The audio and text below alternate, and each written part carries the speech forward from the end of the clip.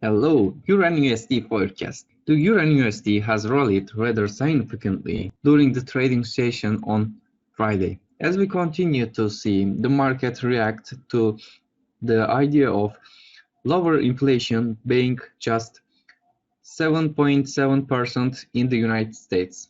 The market will more likely than not come back to reality sooner or later. But right now, it looks as if the market still believes that the Federal Reserve is going to step away from tightening. I suspect that we will continue to see a lot of the hot money come pouring in.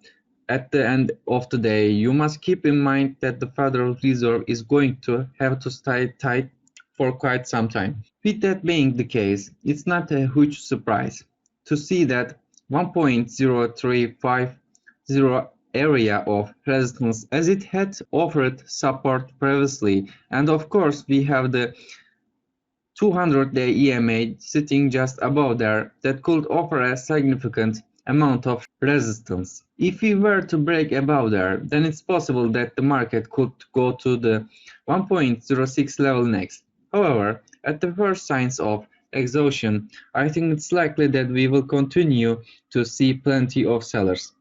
The 100.01 level underneath is likely to continue to be a significant area that's worth paying close attention to. The 50-day EMA sits just below the 1 point level and is rising.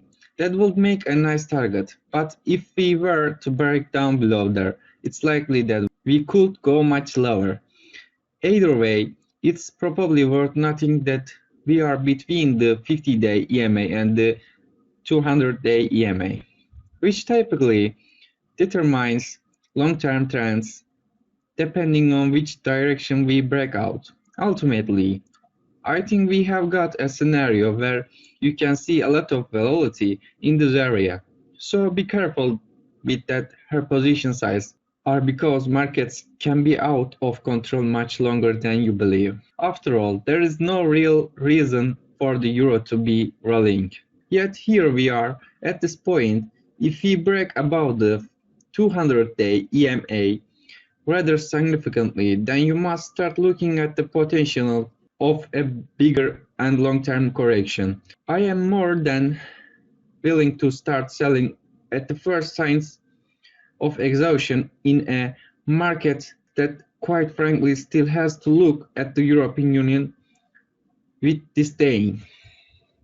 Subscribe and like the video. See you next.